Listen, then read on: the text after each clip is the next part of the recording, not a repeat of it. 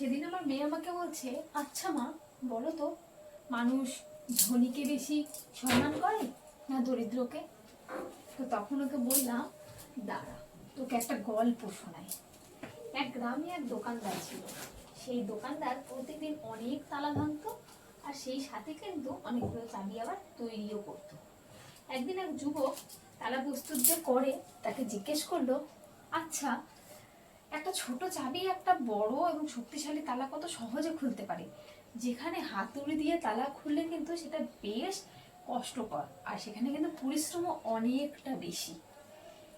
তখন দোকানদার মুচকি হেসে বলল, ছেলে তুমি হাতুড়ি দিয়ে তালা মেরে তা ভাঙার চেষ্টা করলে, কিন্তু চাবি তালার গভীরে চলে যায়, তার যে ভেতরের অন্তরঙ্গ সেটাকে স্পর্শ করে, কোনো আঘাত না করে তারপর সেটা সহজেই কিন্তু খোলা যায়।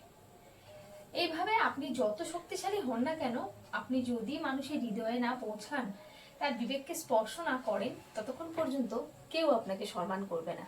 তো মেয়েকে এর মাধ্যমে এটাই বোঝানোর চেষ্টা করলাম, বা তারপরও ভেঙে ওকে বোঝালাম, তুমি যার সাথে যেরকমই আচরণ করো না কেন, দেখো তার যেন মনে আঘাত না হয়, তোমার সেই আচরণ যেন তার হৃদয়কে স্পর্শ করে, তার ভালো লাগে, তাহলে সে তোমাকে সম্মান করবে, সে বয়সে ছোট হোক চাই বড়।